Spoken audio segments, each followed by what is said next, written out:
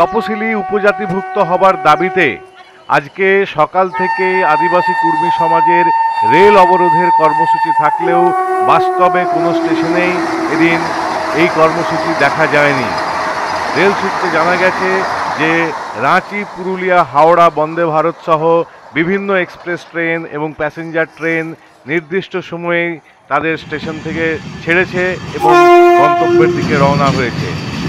দক্ষিণ পূর্ব রেলের কোনো স্টেশনেই সেভাবে কোনো অবরোধের খবর পাওয়া যায়নি। এদিন দক্ষিণ পূর্ব রেলের বিশেষত পুরুলিয়া জেলার বিভিন্ন স্টেশনে ব্যাপক পুলিশি নিরাপত্তা দেখা গেছে।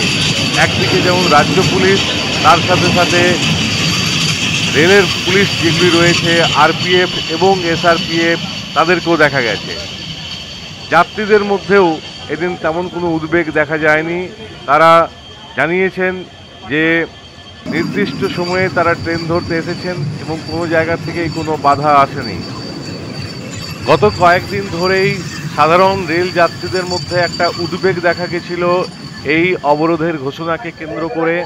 বিশেষত পুজো এবং উৎসবের মুখে বহু দূর দূরান্ত থেকে পুরুলিয়া, বাঁকুড়া, পশ্চিম মেদিনীপুর, ঝাড়গ্রামের বিভিন্ন গ্রামে এবং শহরে মানুষজন ফিরে আসেন দূরের কাজের কর্মক্ষেত্র থেকে, এবং পুজোর মুখে তারা ফিরে আসতে পারবেন কিনা সেটা নিয়েও একটা উদ্বেগ দেখা গেছিল।